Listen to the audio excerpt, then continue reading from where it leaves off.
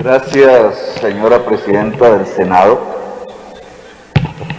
Yo creo que, y lo que acabamos de escuchar, es un buen resumen de lo que el gobierno quiere decirle al país en relación a su falta de eficacia y su falta de una política de seguridad para Colombia. El estallido de la violencia, dicen ellos, este cúmulo de masacres, de muerte sistemática de líderes sociales, de excombatientes de la FARC y ahora de activistas de la Colombia Humana, es culpa del narcotráfico. El narcotráfico ha crecido en Colombia porque crecieron los cultivos ilícitos de los campesinos. Por tanto, la solución es fumigar, para que se achique los cultivos ilícitos de los campesinos. Esa es su política de seguridad. Hecha durante 40 años, es un soberano y profundo fracaso. Simplista, y refleja esa ausencia de política de seguridad un hecho. Es que en el proyecto político que hoy gobierna Colombia, y que viene gobernándola realmente durante todo este siglo, con la excepción de 4 años de Santos,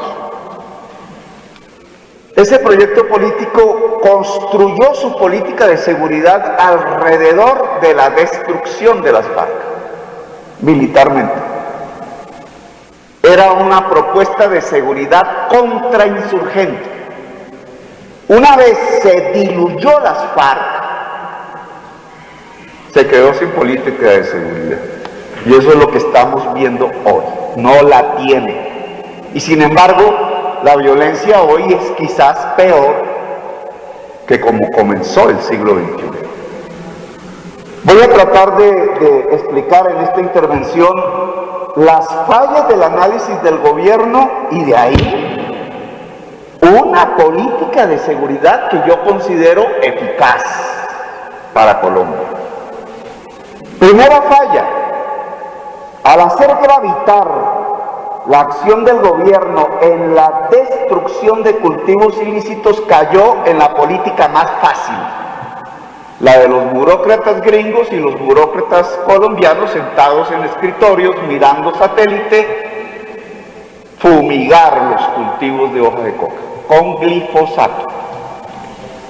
Esa decisión del presidente Duque rompió un acuerdo que estaba, entre otras cosas, en los artículos del acuerdo de paz, el de un pacto con el campesinado productor de hoja de coca. El anterior gobierno había llegado a un pacto con el campesinado, cerca de 100.000 familias, para sustituir voluntariamente la hoja de coca.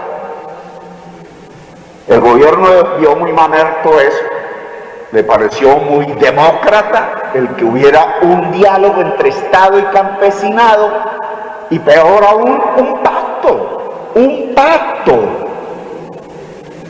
Y entonces decidió a la fuerza erradicación y ahora propone glifosato, como siempre en las últimas décadas.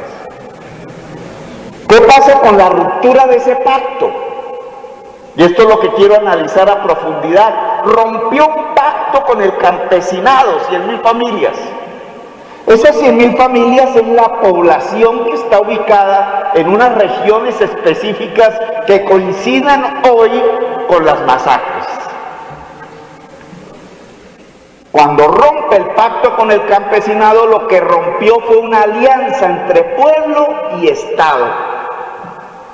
Y resulta que lo que legitima al Estado es precisamente el pueblo, la ciudadanía. Dejó a esa ciudadanía sin Estado. E inmediatamente los nuevos dueños del narcotráfico empezaron a buscar el control de esa población, es decir, a tomar poder y legitimidad a la fuerza. La violencia, lo que está detrás de la masacre, no es simplemente el narcotráfico. sino el hecho de que el Estado, a motu propio, por decisión de Duque, le entregó el pueblo a la mafia. Entre más glifosato, más poder de la mafia. Contrario a lo que dice el gobierno, y por eso su ineficacia. Entre más suelta la población campesina y la deja expósita o bajo la acción violenta del Estado, que es la fumigación y la erradicación, más controla la mafia esa misma población. A sangre y fuego. El Estado abandonó el pueblo y el pueblo queda bajo control de las mafias. Cuando una mafia controla territorialmente la población, tiene poder. Hoy la mafia tiene más poder porque Duque rompió la alianza propuesta entre el Estado y el pueblo que hoy cultiva ilícitamente coca y que buscaba sustituir esos cultivos, lo rompió a la fuerza. Y ahí uno de los factores fundamentales de la violencia. Le entregó el pueblo a la mafia, empoderó a la mafia y la mafia está matando más. Segundo elemento que quiero aquí discutir con la ciudadanía poca que nos ve. Hay un segundo factor que está recrudeciendo la violencia en Colombia. El discurso del gobierno en contra del proceso de paz. Hacer trizas el proceso de paz, decía Sanguino. Ese discurso obviamente hace apretar gatillos. Cuando el Centro Democrático atacó a FECODE, a la semana siguiente empezaron a matar maestros. No porque quienes inician la campaña y hacen el discurso sean los que ordenen la muerte, sino porque en la sociedad colombiana el discurso desde el poder se vuelve práctica en la base de la sociedad. El discurso de destrucción del proceso de paz ha construido la cama de la violencia. Pero no es un simple discurso. También tiene una práctica, una acción generadora de violencia. Tengo que decirlo, el gobierno de Duque construyó las disidencias de las FARC. Necesitaban tener a las FARC armadas.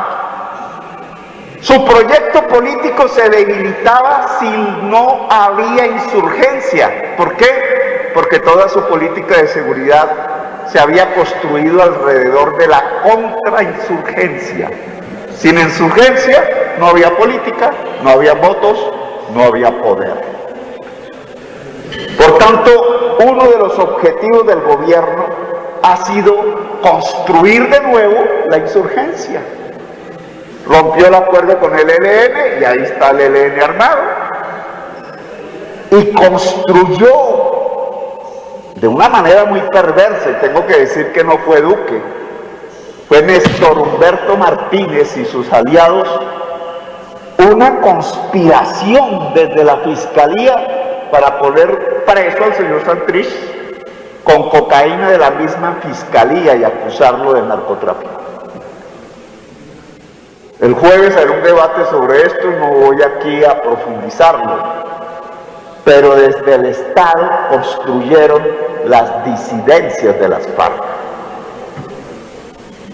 Y hay un tercer elemento que a mí me gustaría también tocar en este debate, y es que también viene creciendo una violencia política, propiamente. Desde la política se está matando. Colombia Humana puede ser gobierno en el 2022. Y eso está asustando un sector del poder en Colombia. Esos asustados están construyendo una estrategia en este momento para evitarlo. No me refiero al debate político normal, democrático, de las ideas y de tratar de convencer a la sociedad de que Colombia Humana no es una alternativa. No, me refiero a otro tipo de práctica. Voy a tratar de sintetizarla.